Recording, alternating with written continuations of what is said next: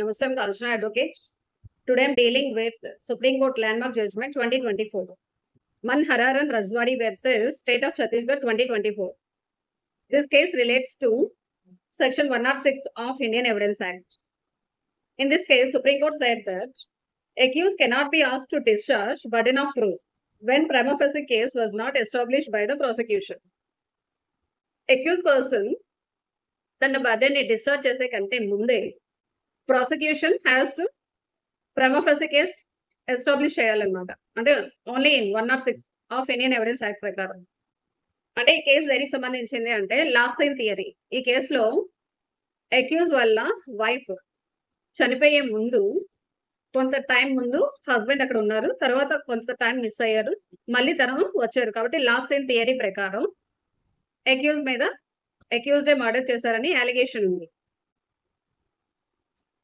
దానికి ఈ కేసులో ప్రాసిక్యూషన్ ఏం చేశారంటే ప్రైమా ఫేసి ఏమీ ఎస్టాబ్లిష్ చేయకుండానే ఏంటి అక్యూజ్ పర్సన్ కి 106 ప్రకారం తన బర్డెన్ ని డిశ్చార్జ్ చేయమని చెప్పారనమాట. Supreme court said for invoking section 106 of Indian Evidence Act, the prosecution ought to have discharged the burden on it by adducing cogent evidence to prove the accused's presence at the relevant time in his house when the alleged offense was committed.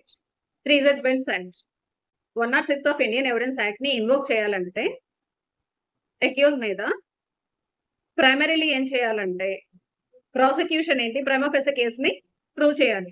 అంటే prima ఫేసిగా cogent evidence ఏదైనా produce చేసి ఆ particular టైంలో accuse person ఆ particular place లో ఉన్నాడు అని proper evidence అనేది prosecution must prima facie case అనేది ప్రూవ్ చేసుకోవాలన్నమాట. ప్రాసిక్యూషన్ ప్రైమా ఫేసిగా ఈ కేసులో ప్రాసిక్యూషన్ ఎటువంటి కోజెంట్ ఎవిడెన్స్ ఆ ప్రైమా ఫేసి ఎవిడెన్స్ ఏమీ కూడా ఎస్టాబ్లిష్ చేయకుండానే అక్యూజ్ పర్సన్ కి నువ్వే డిస్ప్రూవ్ చేసుకోవాలి అని చెప్పారనమాట. అంటే simply by invoking 106 of Indian Evidence act.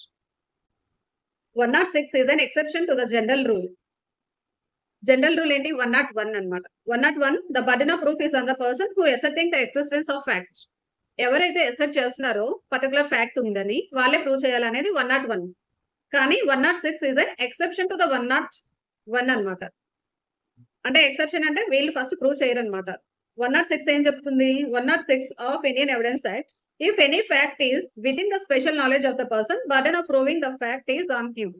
అంటే స్పెషల్ నాలెడ్జ్ ఉంది, వాళ్ళు ప్రూవ్ చేయాలి. కానీ ఎప్పుడు ప్రూవ్ చేయాలి అనేది 106 అనేది ఎప్పుడు ఇన్వోక్ అవుతుంది అంటే prosecution prima facie case establish చేసిన తరువాతనే 106 ఆఫ్ ఇండియన్ ఎవిడెన్స్ యాక్ట్ ప్రకారం అక్యూజ్ బర్డెన్ అనేది స్టార్ట్ అవుతుంది అనమాట.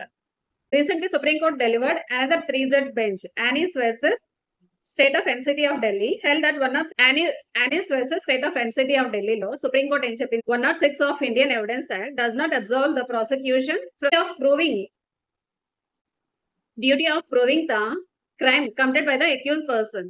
106 ప్రకారం అక్యూజ్ పర్సన్ ఈవెన్ తో he has special knowledge with regard to the crime అయినప్పటికీ కూడా ప్రైమా ఫేసిగా ప్రాసిక్యూషన్ కేసుని ఎస్టాబ్లిష్ చేయాలన్నమాట. ఒకవేళ ప్రాసిక్యూషన్ కేసుని ఎస్టాబ్లిష్ చేయలేనట్లయితే అక్యూజ్ పర్సన్ ని ఎక్విట్ చేయాలి. ఈ కేసులో ప్రాసిక్యూషన్ ప్రైమా ఫేసి ఎస్టాబ్లిష్ చేయలేదు కాబట్టి సుప్రీం కోర్ట్ ఏం చేసిందంటే అక్యూజ్ పర్సన్ ని ఎక్విటల్ చేస్తుంది. Thank you.